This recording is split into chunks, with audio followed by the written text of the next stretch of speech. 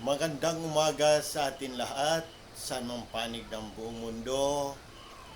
Mga nakikinig ngayon at nanonood, atin naman gunatain ang kalinis-linisang puso ng Birhen Maria.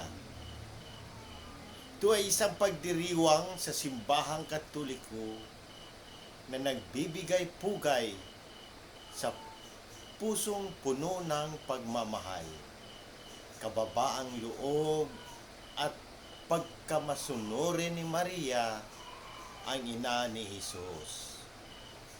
Sa bersikulo, at binalingan ni Simeon si Maria na ina ng sanggol at sinabi, "Tingnan mo ang batang ito ay itinalaga para sa pagbagsak at pag-angat ng marami sa Israel at magiging tanda na hahamakin ng marami.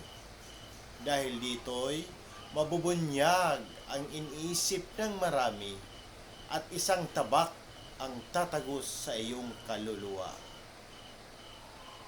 Nakasulat sa Lucas.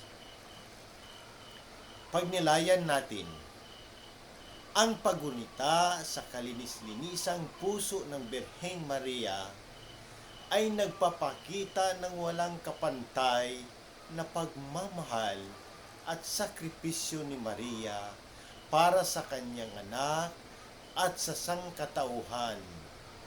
Ang pusong ito ay puno ng pagmamahal at pagtanggap sa kalooban ng Diyos.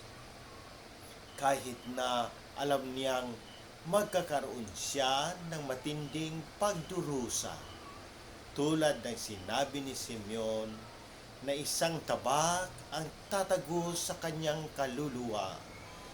Ang pusong ito ay nag-aanyaya sa atin na tularan ang kanyang pananampalataya, kababaang loob at sakripisyo. Sa ating pang-araw-araw na buhay, tayo rin ay inanyayahan sundin ang halimbawa ni Maria.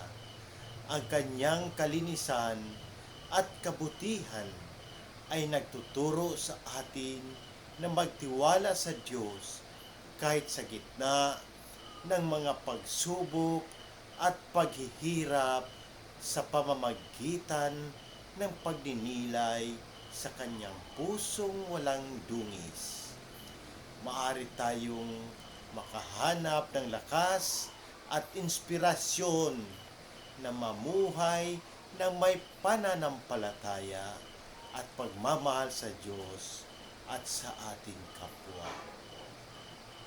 Naway ang ating mga puso ay maging tulad ng kay Maria, puno ng pagmamahal, kababaang loob at handang sumunod sa kalooban ng Diyos sa lahat ng pagkakataon.